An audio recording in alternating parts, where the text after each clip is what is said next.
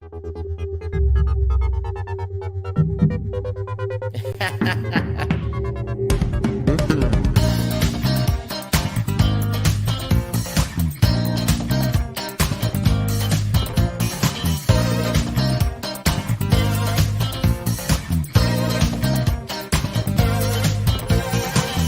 hello, sweeties. It's about time, bitch. My name is Miss Tyffanie Morgan. Rowena away.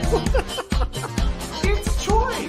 What's going on here? Just a whole lot of celebrity. Pause for applause.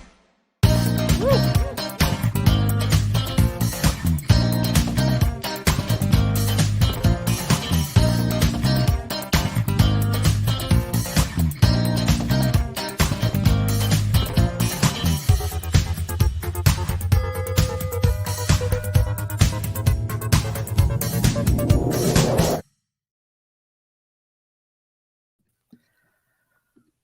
Why, hello, and welcome to Hello.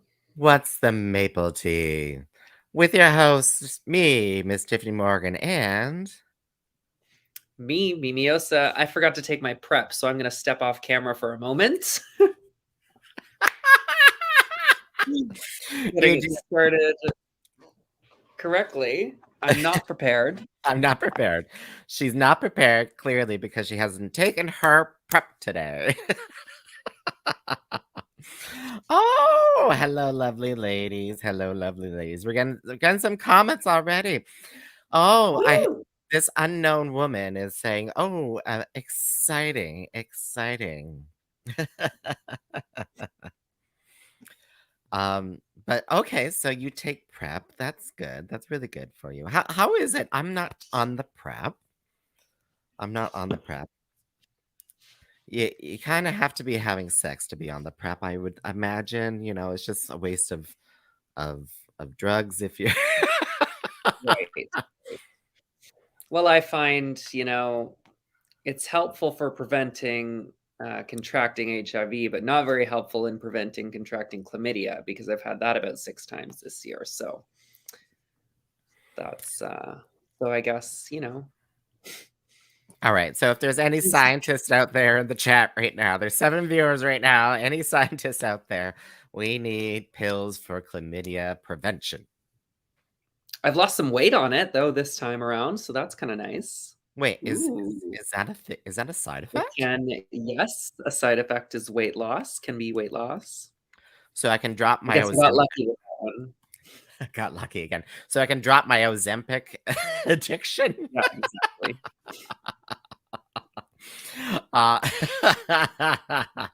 No, I had no idea that was a possible side effect. That's interesting. Yeah. Mm-hmm. Maybe I do then. Maybe I do. I'll just Maybe. be like, just ask the doctor for the prescription. Why do you need it? I'm like, I just need to lose 10 more pounds. Just 10 more pounds.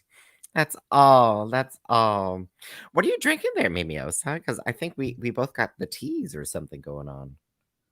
I'm having a ginger lemon tea. A ginger lemon tea. I'm having a chai tea. Oh. Does it keep you up at night? I'm hoping not. I haven't had a tea in a while. I just wanted something warm today, this evening that I was hoping wouldn't keep me up. But now that you say that, is chai tea full of? I thought it was caffeinated, but what do I know? Oh, we have a comment here. You lost weight because of the pill or because you were getting more exercise? Well, it definitely wouldn't be the exercise, I'll tell you that.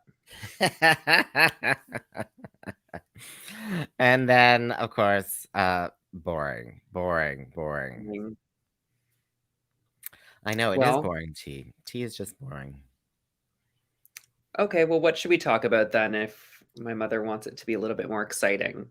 Why don't we talk about me for a moment? I think we should talk about you, maybe, because I won't get many opportunities to talk with you because you're moving off to Toronto. #stop, don't go. But Mimi is moving off to the big TO. And, within 6 months of her moving there, she would have forgotten my name. She would have forgotten all about Kingston. I'm just teasing. She'll still remember us because she'll still be getting the bills from Queen's University. True, I'll be paying that for a while. um, but maybe can you talk a bit about what this move means to you? Well, I don't know quite yet. I thought I came here for school. I finished that a few years ago, and I've been just sticking around here and figured it was time for a change. So that's that. I mean, there's obviously more opportunities for drag in Toronto, and I love going out. I love the nightlife, so I get to have that there. My friends are there, my family's there, so just time for me to switch it up. And yeah, starting a new job on Tuesday, and yeah, hitting the ground running, trying to find a place to live. If anybody knows of some two-bedroom apartments anywhere in Toronto, please let me know. Wait, do you Mhm. start a job literally next Tuesday?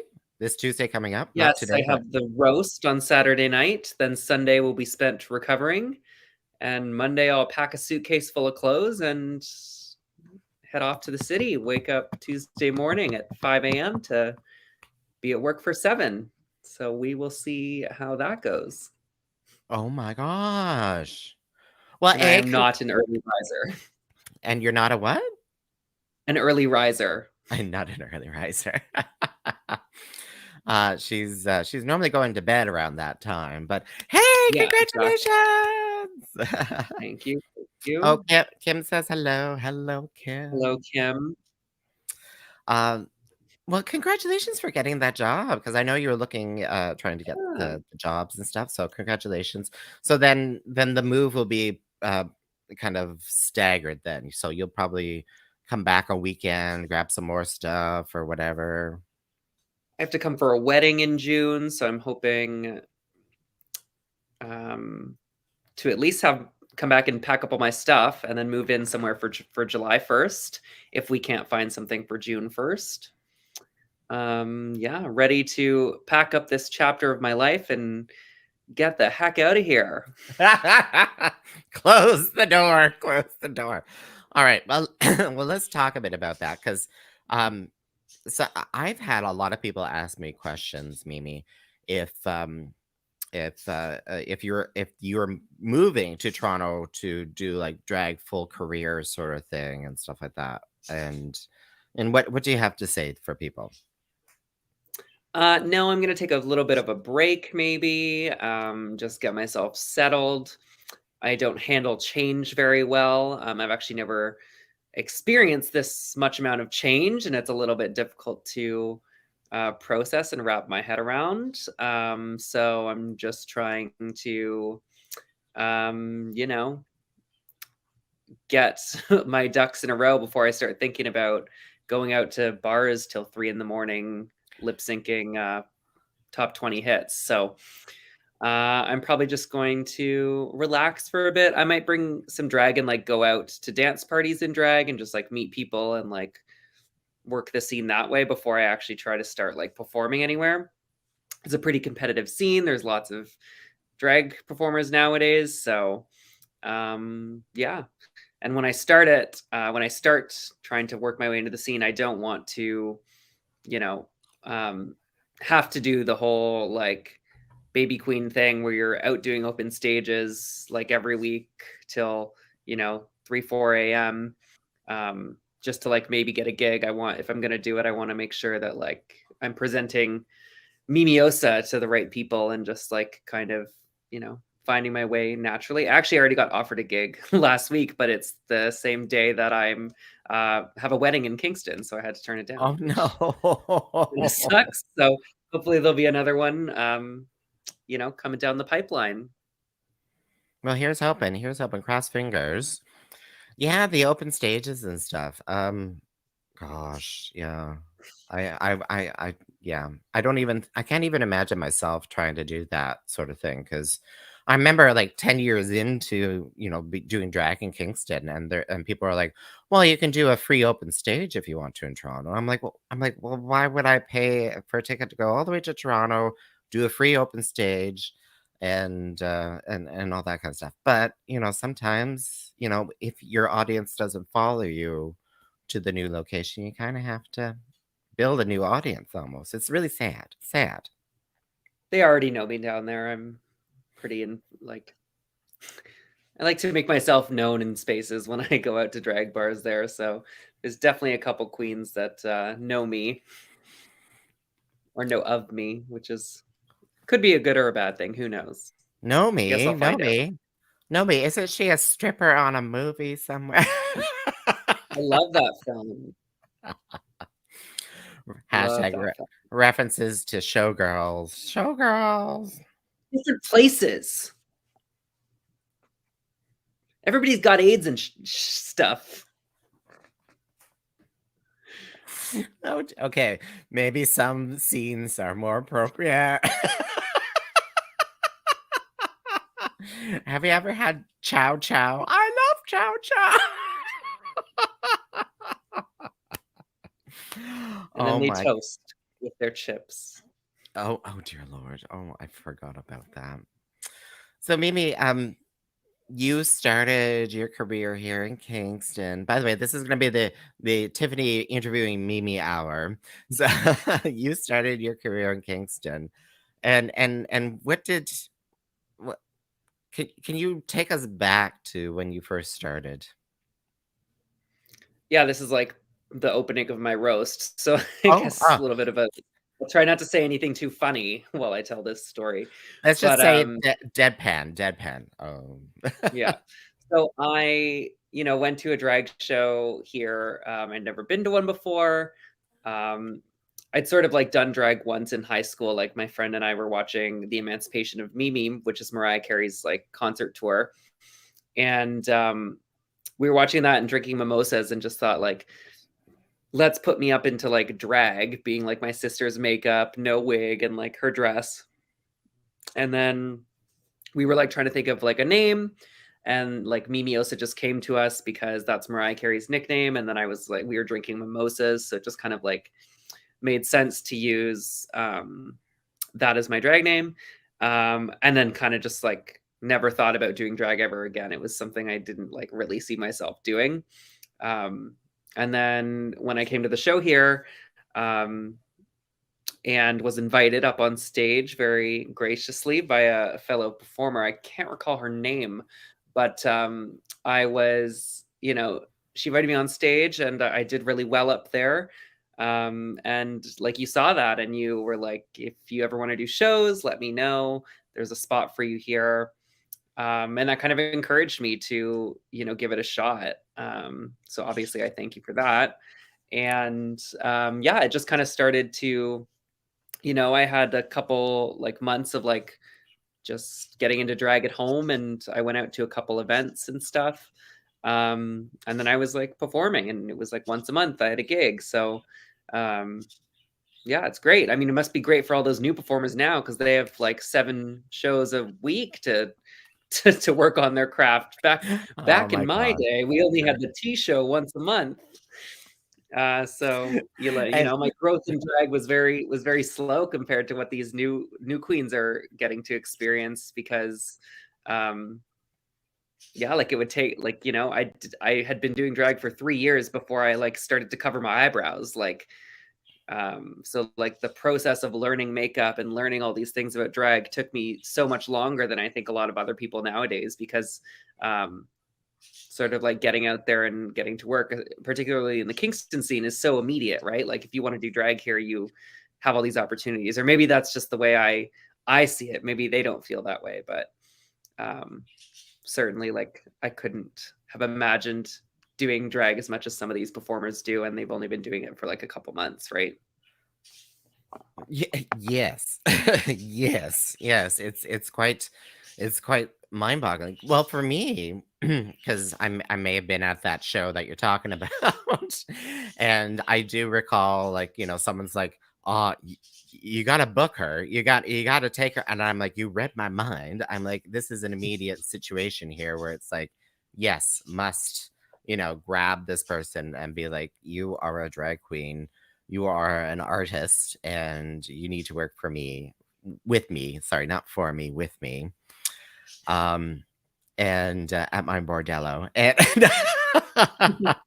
but yeah, and then you're kind of talking about, today's sort of thing. So what kind of advice would you give to some of the new drag artists, like you were mentioning? There's all these new drag artists that are not even a year old, really, who started doing drag here in Kingston. So do you have any advice or any kind of sage experience?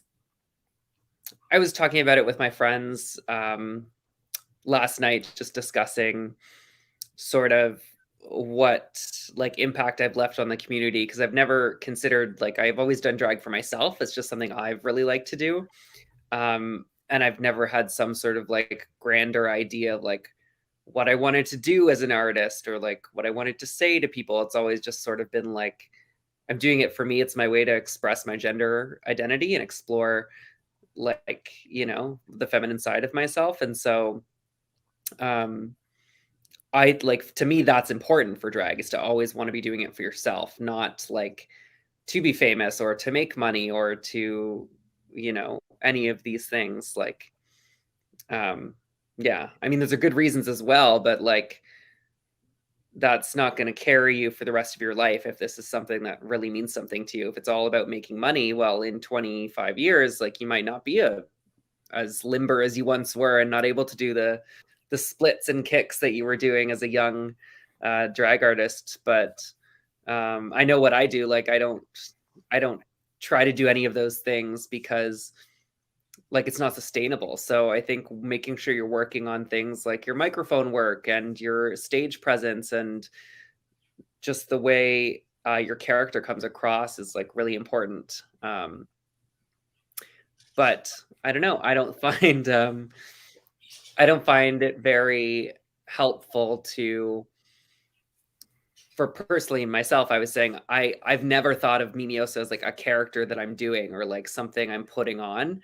I've always said that my drag persona is just me heightened a little bit. And my friends last night were telling me, no, like, there's totally something that switches, like, when you're in Mm. drag and when you're out of drag, which was just interesting to hear, because I've never like saw that for myself or like thought that they were so vastly different. But apparently Mimi Osa is a very different person than who's in front of you right now. So that's an interesting little tidbit to kind of learn. And I'm curious what those characteristics are, because maybe I can, hone them and like mold Mimi Osa into something more grand, I guess, right? Oh. Oh, see, you know, it's because people Oh, ask so me, my advice would be to be true to yourself and, yes, you know, yes, just be true enjoy to your time on stage and everything you have the ability to do, right? be your authentic self, and yes, Yeah. yes.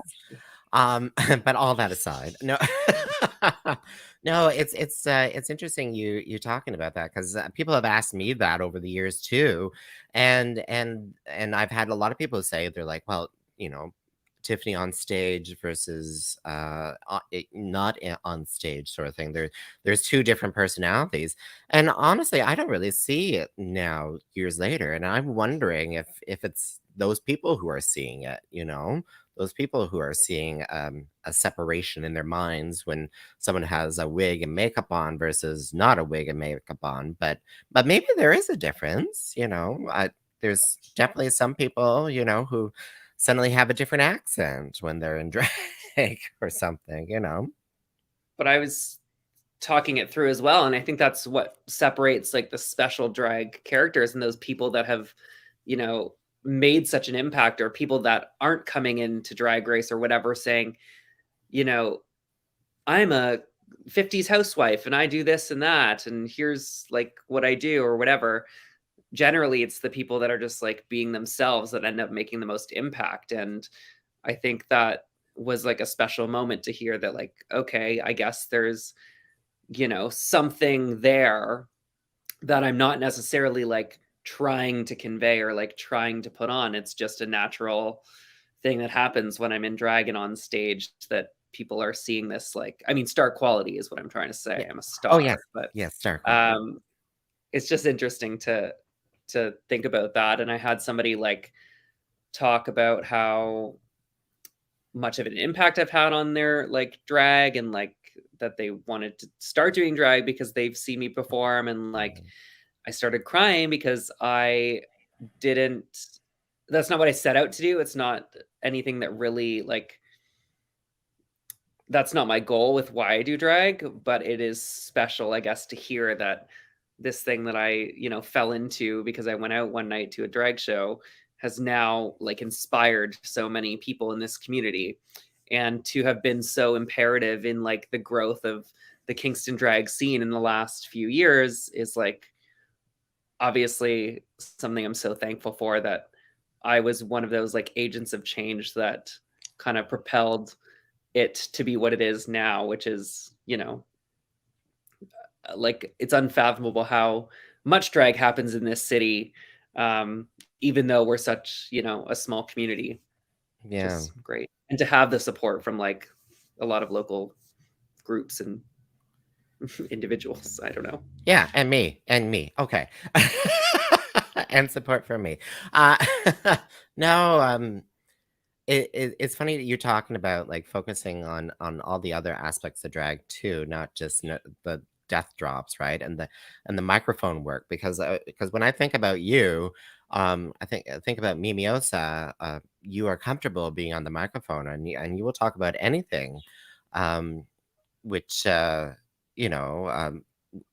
Where am I going with that? But anyway, just the fact that you can be up there and just command people's attention and just take us along a little story path, a little storyline, and stuff like that. And that's something that a lot of artists can't do. It's Mhm. surprising how many drag artists are just like put a microphone in front of them and they just freak out, sort of thing. But I'm glad that doesn't happen for you. Now you were a little bit later bloomer for organizing your own events, but you do organize your own events, and you took it a leap further with doing these solo like one woman shows. Like I'm like applaud, applaud.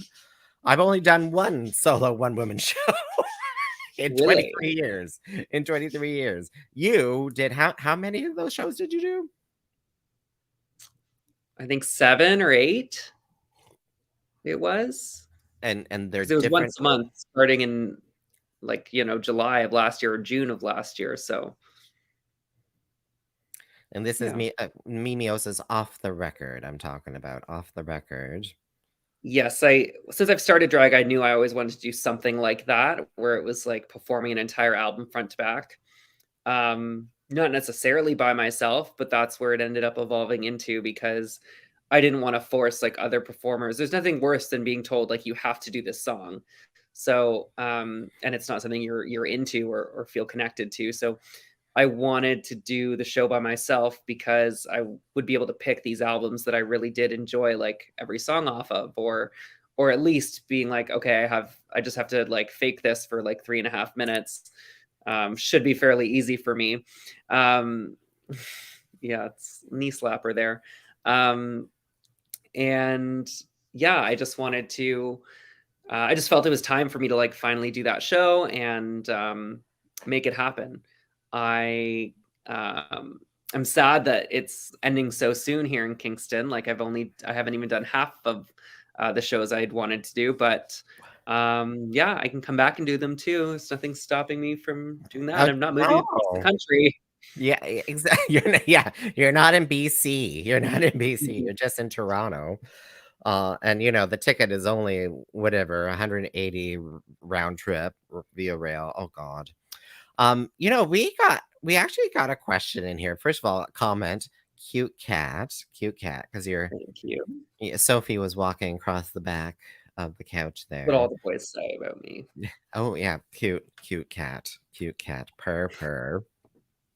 And Are we up for questions, Mimi? Are we up for questions? Because I got this question No coming questions at in. this time, please. Thank you. All questions need to be filtered through my publicist. Yeah, no. Yeah, So ask the it, question. Go ahead. okay, so it reads, if I run into you on the street and you're not in drag, are you offended when you're called your drag name? No, personally, I don't mind. You can call me Mimi. You can call me Andres. You can call me she, him, they. That doesn't bother me at all, really. um, yeah, I don't know. If you know me as Mimi, it makes like I call all of my drag friends by their drag names, even when we're out of drag, because if I've met them in drag, like that's just how I've always been introduced with them, and that's when I see them most is like when we're in drag together. So it just Yeah. makes so much sense that we associate these people with these alter egos, even when they're not in them, right? I think it was kind of cute because what was it? Was it the time when we were all here and I started calling Rowena by her boy name, and then she's like, "You don't call me by my boy name. Why are you calling me by my boy name today?" And I'm like, "Oh, I don't know." um, because you got Mimi Osa's face on you, and I'm like, "Oh, what's going on?" But yeah, it's different for I would say to the person who asked us that question, it's different for everyone, really, right? And I think things have definitely changed over the years because I would have, if you asked me that 20 years ago, it would have been like a clear no. I'm not in drag, so don't call me by my drag name, sort of thing. Because the world was different, but the world may be changing again. Who knows? Tiffany may go and hide. Change, the unstoppable, crushing force that is change. I don't know. I don't know these days. Gosh, gosh, gosh. So, goodness sakes. Well, I want to go back to something if you don't mind. Yes, yes, please go back because I was suddenly starved for a question. You were talking about like mic work and like how I'm able to like take people on these stories and whatnot. That's something I really want to like work on. Like that's where I think I want to take my drag more is like more of the like stand-up comedy route and more into these like um I don't know, like that's what I really enjoy is like the like controlling the tension in the room um with comedy. But I've never actually done any like research into like how to write jokes and like how to like just I guess the basics of comedy. And I'd be really interested to like watch a bunch of stand-ups and like figure out um like how that works and hone that because I find I think I'm pretty funny on the microphone when I get into the right groove, and I like my style of comedy that I put forth. But there's always room for improvement there, and yeah, so I'd be interested to kind of like focus my attention more on that, and also bring back the element of like counterculture into drag that is starting to kind of like dissipate as it enters the mainstream. I find people are so um like scared to like push the envelope and um tell jokes that poke fun at ridiculous things that we experience in our society, like transphobia and homophobia and um all of that, because I think as drag artists, like that's sort of where we came from, is like gathering together and creating these spaces that we could you know escape all that and like celebrate our differences together. But I think it's also important to like call attention to these things, but it doesn't have to be like a statement that's like, this is going on in this country and it's bad. Like we can laugh at it and um, talk about it in a way that's not um, so serious all the time. Because I think there's power in taking away the power that these serious conversations can have on us. Does that make sense? Am I making sense? Well, Um, there's power in parody, there's power in mhm, comedy, and I think especially in Canada, parody and satire, that's probably the better word I'm looking for here. Satire is so embedded, right? This hour has 22 mhm, minutes, has been around forever, and it's political satire, and we, as a value, we love that, and I think that, yeah, like drag can be satire, can be um all that, and also can be slightly disruptive and stuff like that mhm, too, and edgy, and and it's slowly becoming, everything, right? I think that's the one thing that I've noticed in the last couple of years is that, before, like when I started 20 years ago. Sorry, it's gonna come back to me, Mimi. It's gonna come back to me. When I started 20 years ago, you knew what a drag queen was, and their kind of role in life, and they're just doing shows at a gay bar sort of thing, and you're lip syncing to Shania Twain or whatever, sort of thing. mhm, But, 20 years later, it's like, oh, well, a drag queen could be doing stand-up comedy, could be a gardener, could be, Pulitzer Prize winning, author, or even the host of a TV series or a cooking show, or they could be anything, right? And if this is something you want to pursue, I would say wholeheartedly go for it. Try it out.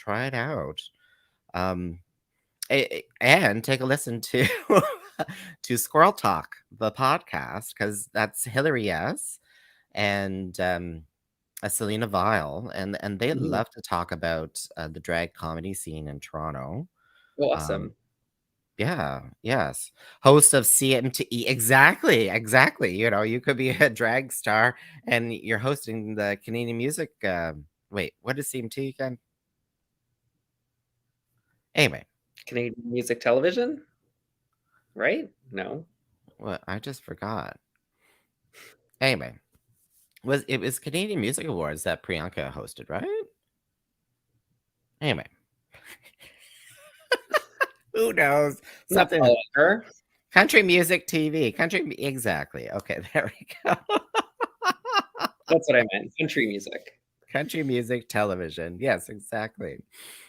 Uh, and who knows? Now that we passed that law in Canada, Netflix may be knocking on your door for CanCon. Who knows? Actually, they could be knocking It's on my door. Hello, Netflix. I'm ready. I'm ready to take this to the programming.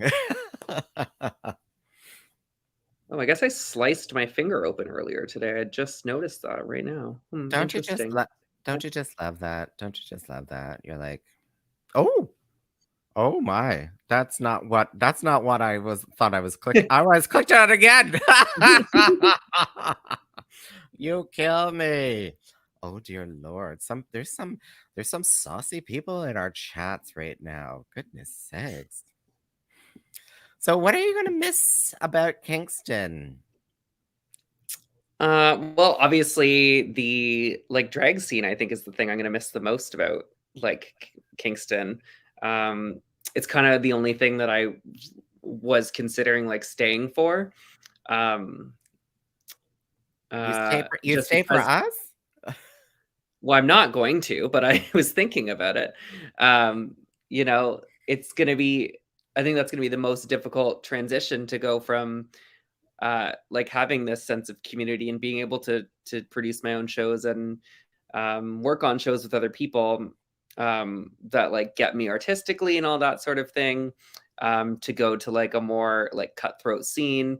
And maybe that's just my interpretation of the Toronto drag scene. Maybe I'll get there and it'll be totally fine. I'll find my group of performers that um, I'll jive with, and it'll be great. But yeah, that's gonna be obviously the biggest change to my artistic career is like just not having the access to venues to work with and people to work with. Mhm. And I mean, I produce my own show in a sense, but I don't have lighting, I don't have sound, like those sorts of things. I rely on my community to provide that for me. So, um, depending on the venue, they might not have that stuff. And then who do I get that from? So, um, yeah, that's what I'll miss the most. I just love also the queens and uh, kings and performers in between that I work with here. Like they're all really nice people. We're all, I don't know. So, I mean, there's great drag everywhere, but I think here is a very special scene that we've created that is, has always been inclusive of all types of performers and um, willing to give pretty much anybody a shot at, you know, performing. And so that is, yeah, I'm really excited that it's in good hands and it's not necessarily dying because I'm leaving. There are many up and coming beautiful performers that are really, coming into their own. And obviously people like you and Rowena and I guess that's really it. um, that I can think of off the top of my head right now. If somebody's going to be mad at me later, Oh, wow. yeah, I'm just glad it's remaining in good hands and that it will continue to thrive and change in ways I might be shocked by when I come back in a couple of years. Right? Interesting. You never know, you never know. You mentioned T-show and there was what, like 4 drag artists at any Hmm. time, and I was always hiring you for the T-shows once a month, maybe the last Saturday of every month. Um, and I wouldn't give up those times for anything, you know. Gosh.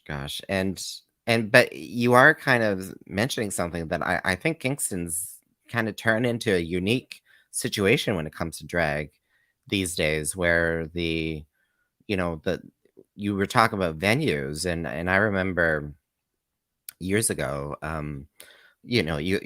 I'd be lucky if I got a venue. There was always the grad club. The grad club was, but however, they were closed for a long time too.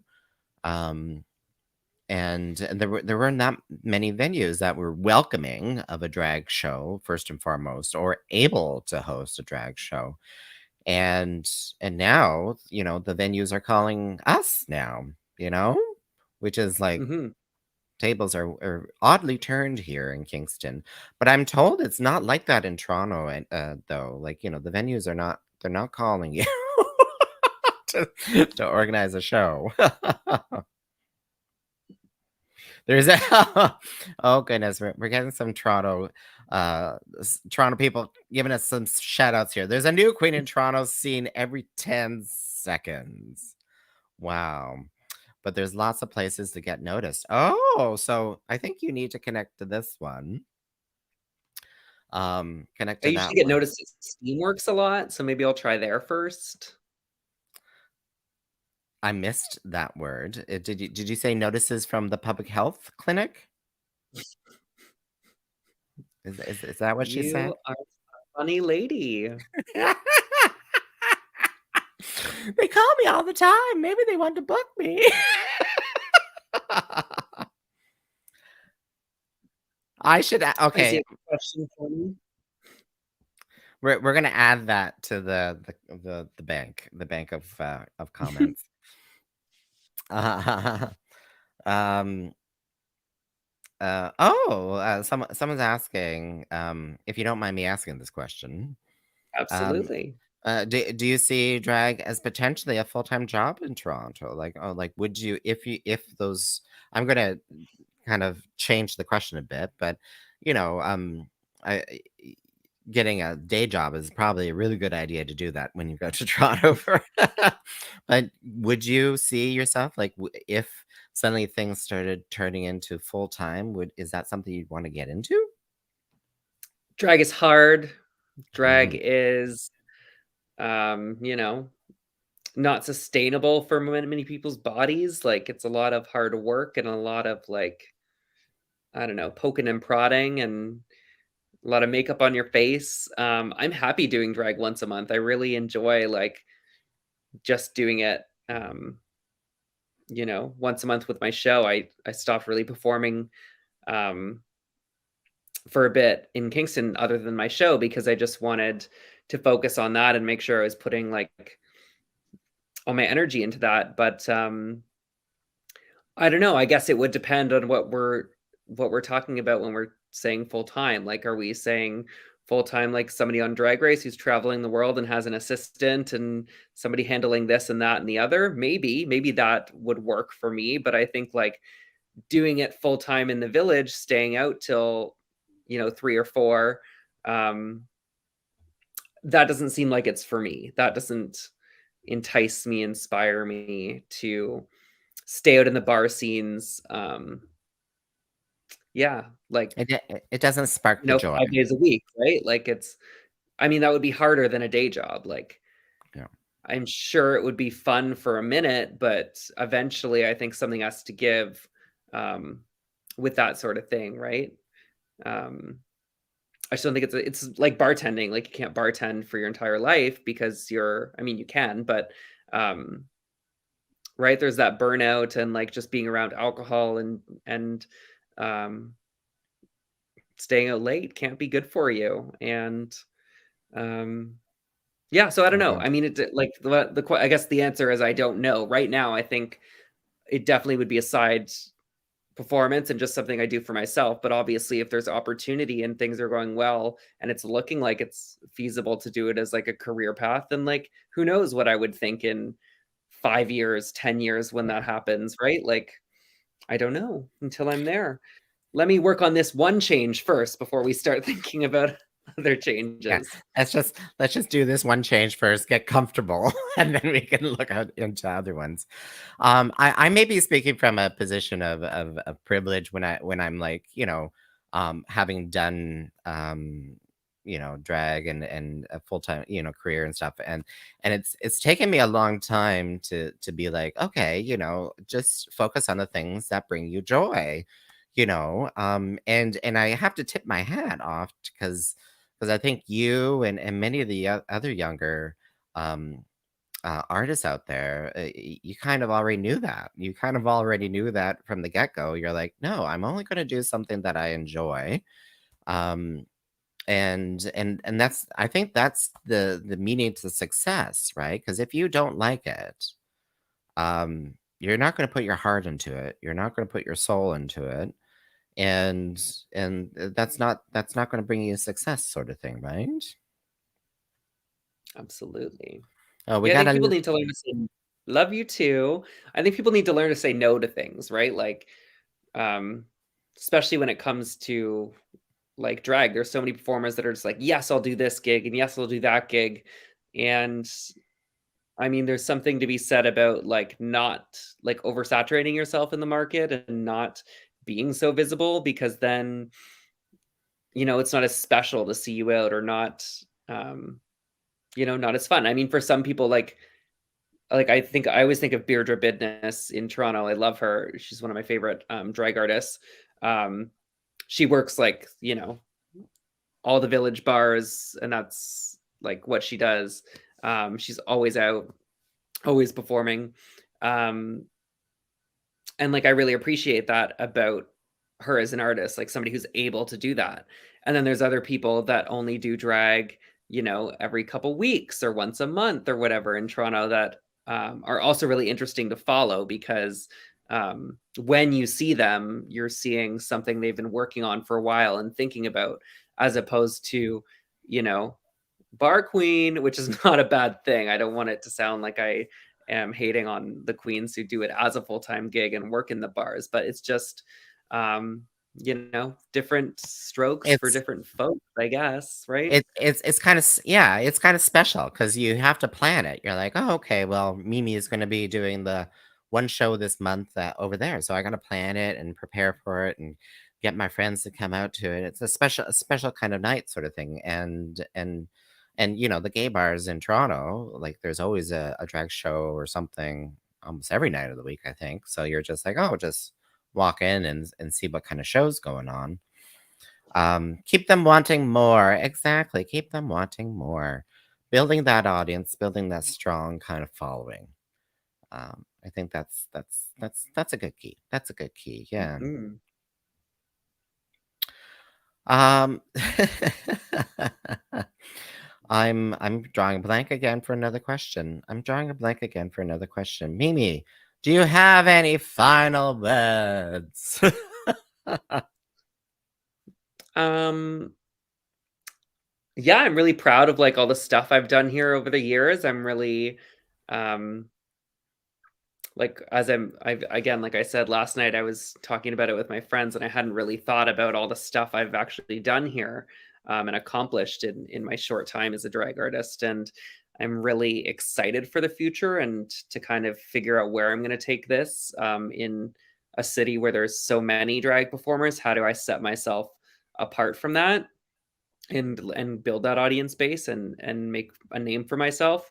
Um but I'm just really, like, again, proud of, like, all that we've accomplished as, like, a tight-knit community here, where I'm leaving, the scene, at this point, like, it's so lucrative for us here right now, like, to be doing drag, which is amazing that, not only do we get to do what we love and explore our art in this way, but we're also, like, making pretty good money on it, and that's not true for everybody, doing No. drag, even in large cities like Toronto, like, people aren't making as much money as we are here on this, and so that's obviously great for all the performers because they're able to fund their art and continue to bring you new stuff, like, drag is expensive, so you do need sort of the support from your community, and it's just amazing that we have built that here. Obviously, there were drag performers before I started here and doing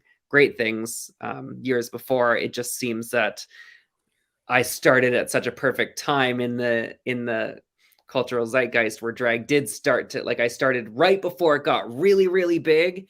Um, and to see it to where it is now is just so amazing, and I'm so grateful to have walked into this scene when I did and have been able to do as much as we did. I mean, we performed at RMC.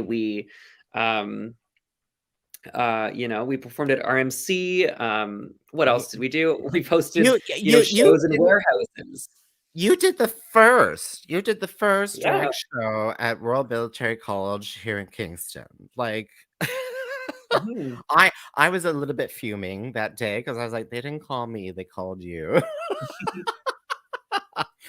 But yeah, what other kind of first did you do? Oh goodness sakes.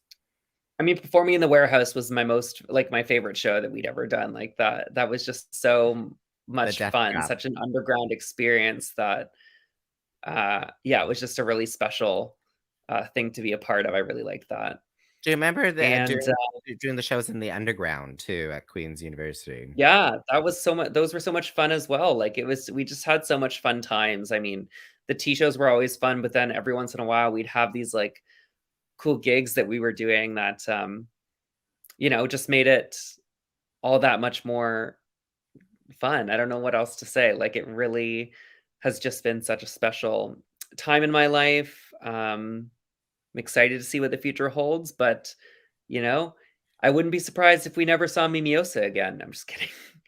And then of course my solo show has been a fun development the last year. I mean, we also were bringing Rue Girls here recently, and like getting to work with Jimbo, my favorite Oh, yeah. drag artist at the moment. Priyanka and all the other people that we worked with. Yeah, You're all yeah, lucky. and all the other Rue Girl shows that you just crashed. Exactly, yeah. I think that was definitely eye-opening for me too, because with the tea shows, I only hired local girls. I only hired local girls. And then when we started, when Rowena started booking Rue Girls into town, I realized that, maybe there was, maybe I was, because I wanted to support you. I wanted to support us local queens, right? Because the only people who's going to support local kings and queens is local kings and queens, right? No one, someone from Ottawa, someone from Toronto is going to support Ottawa queens, Toronto queens. They're not going to support kings and queens. So my focus was that. But then having that outside influence coming in for just one show, and just being in the same room with them and just chit chatting and then learning, you're like, oh my gosh, I never thought about it that way, or never thought about doing it that way, sort of thing. So, yeah, it'll be interesting when you start hobnobbing with some of the Toronto queens and stuff like that, the Toronto artists, like what kind of exchanges there could be there. Keep Mimi Osa alive. Absolutely. Am I feeling So nervous or anxious about the special show this weekend? No, I'm not. I just hope all these people are funny.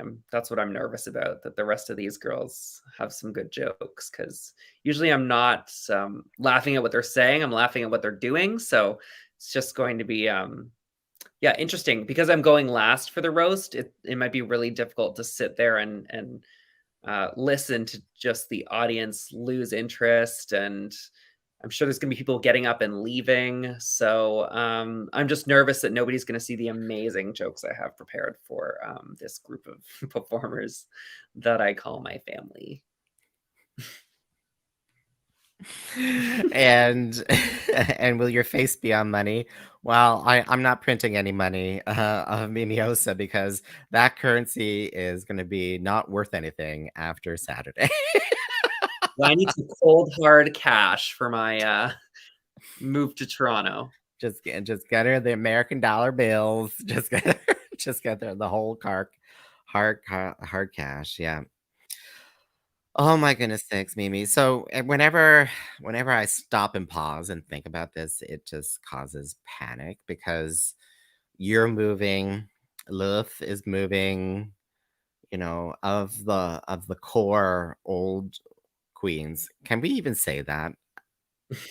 Can I even say that? Like the I don't four, know. I'm thinking the four, there's you, Lilith, Rowena, me. We're kind of like, the four kind of oldums, I suppose, now in the scene here in Kingston. It's just going to be me and Rowena at some point. You and Lilith are leaving, and Mercury Wild and Venus de Rogue Morgan already left before then, and I have no idea where my drag sister has gone off to. I think she's living in Napanee or something. But it just, whenever I pause and think about it, I start panicking. I'm like, everyone's leaving me. I'm going to miss you, Mimi. I'm going to miss you a lot. I'm going to miss you too. Yes.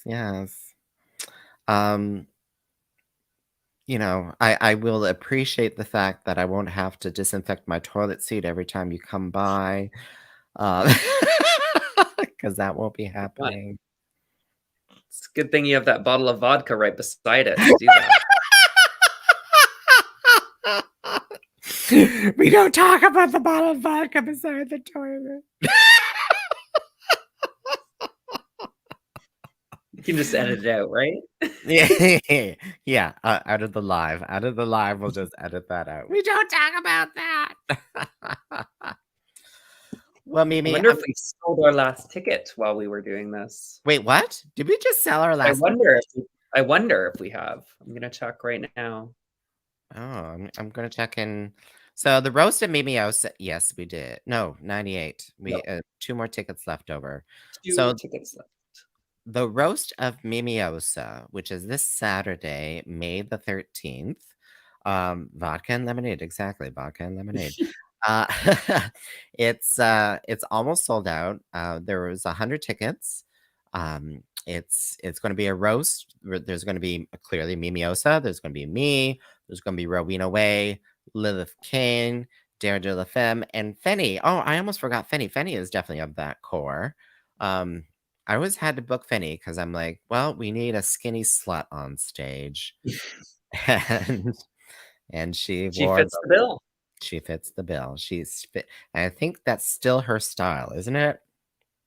I believe so. I don't think she does much drag really in Toronto. So it's kind of a return for her. So we'll see if she's still got it. We'll see if she can still command those $100 bills from the Johns on the street corner. There we go. Exactly, exactly. All right, Mimi, I think this is the end of the program. Do you have any last words to say? Nope. I guess I'll see you on Saturday. We'll see you on Saturday. Get your tickets today. It's on Eventbrite or go to dragshow.ca. That's dragshow.ca. And we have all the amazing links to that. And Mimi, tell our listeners where they can find you. You can find me on Instagram at Mimi Osa Queen. And that's the only really social network I use for my drag. I have a Twitter, but it's not family friendly. And I tweet all of my personal thoughts there, so I don't really use it as a drag thing. Yeah. So if you want that, you can message me privately on Instagram, and maybe I'll give you the Twitter link. Yeah, there we go. There we go. Really? That's a private Twitter? I didn't really even think It's about not that. private. I just don't really. It's not like a drag. Like I'm not like promoting my drag stuff on there. I'm just. No, no. And I logged in for the first time in a long time, and I'm like, "Oh, what messages do I have here? Oh, just all spam. Okay, fine." And my name is Miss Tyffanie Morgan, and you can find me at tiffany.com. That's TYFFANIE.com. And links to all my socials on there as well as upcoming events.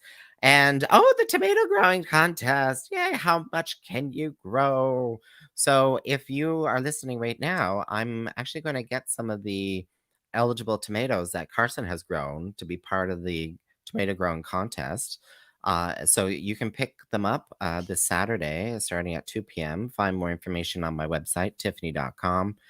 And you can participate in the contest, with $1,000 worth of Craftsman. Possibly, you could possibly win that. Yes, exciting. Ooh. Ooh. And check out our podcast at themapletea.ca or wherever you like to listen to podcasts, like on Spotify or Apple Podcasts or Google Podcasts or those other places. We're Anywhere. everywhere. We're everywhere. All right, sweet peas. Mimi, thank you so much for joining us today. Having me. And thank you. And we'll see you later, sweet peas. Bye-bye.